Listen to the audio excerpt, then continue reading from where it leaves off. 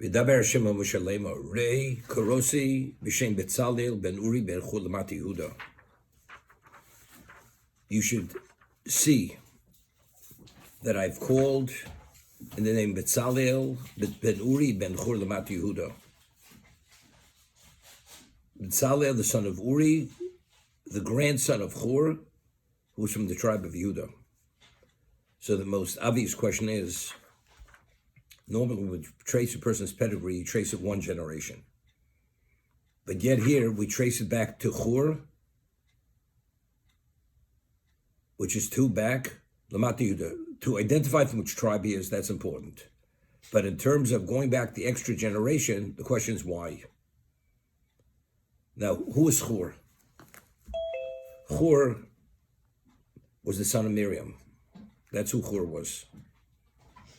The only mention of Chur in the Torah we find is when the Jews fought Amalek. The Torah tells us that Moshe Rabbeinu, he prayed during the battle. It says when Moshe Rabbeinu's hands were raised, the Jews were victorious, and when he lowered his hands, the Amalekites were victorious. And who held his hands? His hands ultimately became very heavy. He was fatigued.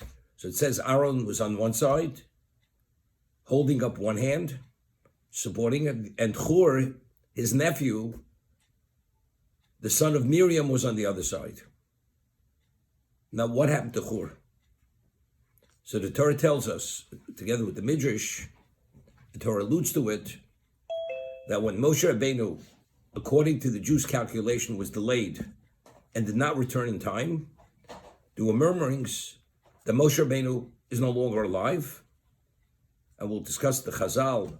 Satan had caused the sky to darken, and they had seen the remains of Moshe being carried to indicate that he died. Immediately when that happened, they said, let us make a golden calf to lead us. Chur immediately, the son of Miriam, intervened to try to stop it. It's idolatry. As like in the words of Chazal, the Egel at Sinai was like a woman who just got married under the chuppah and she commits adultery. That's how serious it is. Betzal intervenes and they kill Chur. He's killed. He dies al Kiddush Hashem. And that's the last mention of Chur. Chur is not mentioned any longer.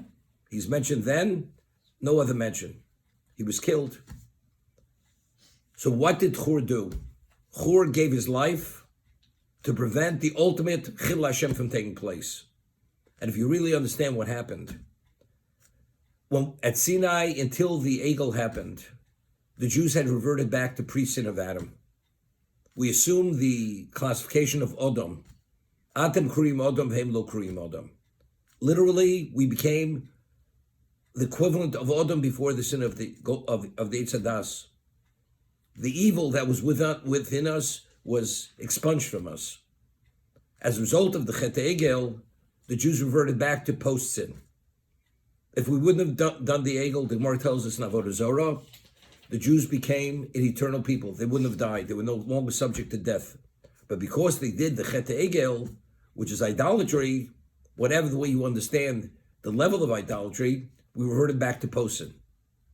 But Betzalel understanding what was at hand over here, this is the ultimate level of desecration of God's name. He couldn't tolerate it. He was killed. He was the first Jew as a Jew to die al Kiddush Hashem. Chur, not Chur. Betzalel is his grandson. So the Midrash says, first of all, how was Betzalel at this time, when he was chosen to oversee the Mishkan, as we'll discuss in a moment, was 13 years old. So the Midrash says, what is it analogous to? There's a general who fought many battles for his king and brought much glory and honor to the king. What of a kind of glory? And the king feels that when he returns from the most recent battle, he will reward him handsomely. One of a kind of reward. And what happens? The general is killed in battle. doesn't return. The king is distraught, so the king, to compensate and honor the general, he locates his grandson. And he gives those accolades and that status and all that wealth to the grandson, because he's not able to give it to the grandfather who deserved it all. So because Chur died al Kiddush Hashem, for the sake of God, Hashem says, I will endow his grandson with a special level of understanding. We'll see in a moment, Ruach HaKodesh, that he understands all the aspects of the Mishkan, every aspect. He was an expert in every one, not only in the physical sense as an artisan, whether it was goldsmithing, silver, carpentry, dyeing, weaving, whatever it was, he was an expert in every area, but he was able to infuse every aspect of the Mishkan with the understanding of what it represents and what it corresponded to in the spiritual worlds. If you take a look in the Sifarno over here, the Torah tells us, Re'ei, Karosi. The Torah could have said, Karosi b'shem b'tzal ben Uri ben Chur. What's the Re'ei? You should see. As we always say, seeing, it's not you should understand. Seeing is more than understanding. It's at a level which is so blatantly clear, there's no question why B'tzal was chosen. As we say, seeing is believing. Seeing is reality. So if you take a look in the Sifarno, Re'ei v'havein, you should see and understand, Ki lo el chinam korosiv. I did not summon him that he should be the one for naught. Ki dover ikrihu b'mlechs hakodesh. It's something which is essential and basic and fundamental for the malacha of sanctity. Shetia nasis al yidei bechir Hashem. Firstly, it should be done through the person who's chosen, hand chosen by God. Hamachave bipuloso, that he has an intent in his action. Sheyusak tachlis hamitzvah, to be able to achieve the ultimate purpose of the mitzvah. So for that, he had to understand all the inner workings of the spiritual world. Therefore, he was the one who was chosen because he had that capacity, which no one else had that capacity. The Gemara says in Brachos, Betzalel ha'yodei l'tzarf osi shenivra olam. Betzalel understood how to conjugate the letters of the Aleph Beis through which creation came about. As we said, that since the Mishkan itself is a microcosm of creation, every aspect is of that, and there's a corresponding factor, whatever intent that God had in creation and those spiritual energies which brought that about, Betzalel understood every one of those, and he was able to infuse and direct the artisans to have that intent in every aspect of the Mishkan. So that's Re'ei. Re'ei, not Karosi. You should understand with absolute understanding why he is the only one who's qualified and no one else is qualified. That's the Sifarno. So take a look at Rashi. Over here, wait, just a little further. V'amalios of Ruach Elokim. I will fill him with Ruach Elokim, with the spirit of Elokim, of God. B'chochma, with knowledge. Tuna, with understanding. Ubedas. Ubechol melocha, regarding every activity in the Mishkan. Take a look at Rashi. B'chochma, what's Chochma? Chochma is knowledge. Masha odom shomei dvar me'acherim v'lomeid. Knowledge is information which we learn from others, and you absorb it. Tuna, meven dov milibo, mitoch advar shalomad. He's able to understand based on the knowledge he has, because he has an understanding of that knowledge, he's able to extrapolate and understand other things. That's a novon, that's tuna. Ubedas, ruach HaKodesh. Das is what is be spiritually inspired. This knowledge cannot come back through the human faculty. This is a special spiritual endowment. That's what tune is. One second. I want Perikah Pasuk. I'm just looking We're for where you are. Lamed Aleph Gimel.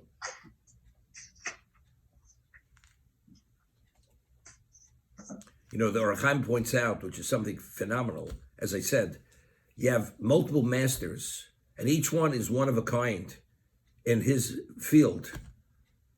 And yet, like you gave the example, you have Rembrandt as a master painter, and you have Van Gogh, and you have others.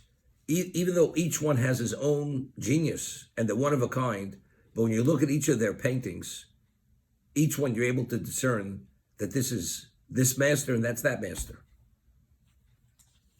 But if Rembrandt would paint multiple paintings, every one of them, you'd be able to identify this is the genius of Rembrandt.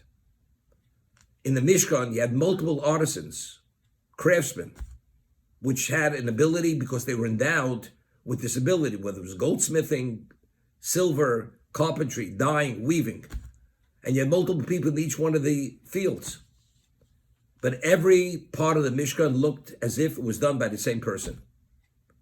The goldsmithing, as if maybe you had 100 people, or maybe more, participating. Every finished product looked as if it was made and created by the same craftsman. The silver, the copper, the carpentry, exactly the same. There was no signature of that craftsman. How's it possible? So we said last week, what these people originally, what was their background? Mortar and brick. Each one had the identical endowment. To be able to function in the capacity to bring about the end result, that was an endowment from Hashem. Each endowment was identically the same. But Salel directed them and taught them exactly what the value and the representation of that is, and he also infused it with that intent and its value. Therefore, the Mishkan, when you looked at it, it looked as if it was made by the same master. And it wasn't the same master. The master was Hashem. So not only was the blueprint of the Mishkan God's blueprint, but actually the actualization of Mishkan was God's. They were only the so-called the agents. They were only the pawns on the board who actually brought it about in the physical sense. But the ability to bring it about, as they did, was all through God involved continuously till the very final part of the Mishkan. There's an interesting measure here. We find that the Jews always, there was a certain aspect of suspicion regarding Moshe Rabbeinu. If the Jews would have had full faith, full trust in Moshe Rabbeinu, they would have never complained. They were always complaining. We're at the sea between the Egyptian army and the sea. Oh, there were a lack of graves in Egypt. Finally, the Egyptians are destroyed. They drown. We have their wealth. We come to an oasis. The water is bitter. They start complaining. Moshe Rabbeinu. They go further. All the little bit of provisions they took out of Egypt have been depleted. We're going to die of hunger. Provides the man. After the man, again, they're thirsty. Are we going to die in the desert? We and our livestock. Hashem says, take your staff, strike the rock. We have the wellspring of Miriam. Continue going further. Now, what happens now when Moshe tells Klal Yisrael that Bezalel was chosen to oversee the building of the Mishkan? Do you know what they were murmurings? What were the murmurings? Because when he gave the order, to take the various materials, this and that, and we're ready to go, so they asked, and who was chosen to oversee the building of the Mishkan? So he says to the people, Bezalel ben Uri bechor Lamat Yehuda. That's what he told them. In the name of Hashem. That's what he tells them. What do you think the response was? There were murmurings. What were the murmurings? Of course, he chooses his brother to be the Kohen Gadol, the high priest. He chooses his nephews, Aaron's children, to be his co-priests. And now he chooses his nephew, his great-nephew, Bezalel, to oversee the Mishkan. He's taking it all for himself. Could you imagine? After he takes them out of Egypt, splits the sea, gives them the man, the water, all these miracles, brings the Torah and the luchos, and he breaks the luchos, and they're going to be destroyed, and he prays to Hashem, he supplicates they shouldn't be destroyed. And now there's a charge, you must build a Mishkan. And so he said, and who's going to oversee it? Bezalel. Sure, you're taking everything for yourself. Could you imagine? After Moshe proves himself endless times over, how is there reason, a basis for suspicion that there's nepotism over here? But the Midrash says there were murmurings. So what did Moshe respond? Moshe says, you don't understand. What you need to build that Mishkan, he has what nobody has. He has Chochmah, Bina, and Das. He's infused with a level of Ruach HaKodesh nobody else has. That's what he said to them. Do you know what they said? Now we understand. You satisfied our question. So we see from over here the basis why they accepted Bezalel and the murmurings were silenced, not because they accepted Moshe face value. They had this implicit trust in Moshe. But rather, we understand why no one is the equivalent of Bezalel, and therefore he was chosen. So it's based on their understanding. It's not based because Moshe Rabbeinu said that's what God wanted. There was an element of question. It wasn't absolute trust. That's what you see from this, which is something not to be believed. Now, because of that, we're able to understand what follows. If at this moment they felt it's nepotism, and only because they understood why it wasn't nepotism, because there's no one as qualified as Bezalel, so fast forward, little later, complaining, the spies, Korach, what was Korach's claim? He came with a claim, nepotism. Again, it's rearing its head. But after all you've seen, how could you even suspect Moshe Rabbeinu of nepotism?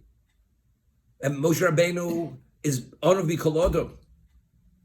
But that they don't say, that God says. How do you suspect Moshe Rabbeinu? Again, it goes back to here. Because everything they accepted of Moshe Rabbeinu is because we understand. We understand why he is the one. Nobody's as qualified. It was always on their understanding. It wasn't based on face value that they accepted Moshe Rabbeinu. Although they saw at Sinai that God's openly chosen to be a spokesman, there was still an element, whatever that element was, of question we have to understand. Which is something which is mind-boggling. After all they saw, all they experienced, how somehow the Yetzer Hara could get into a person's mind and emotion, and because of an ego, to question why him and not us.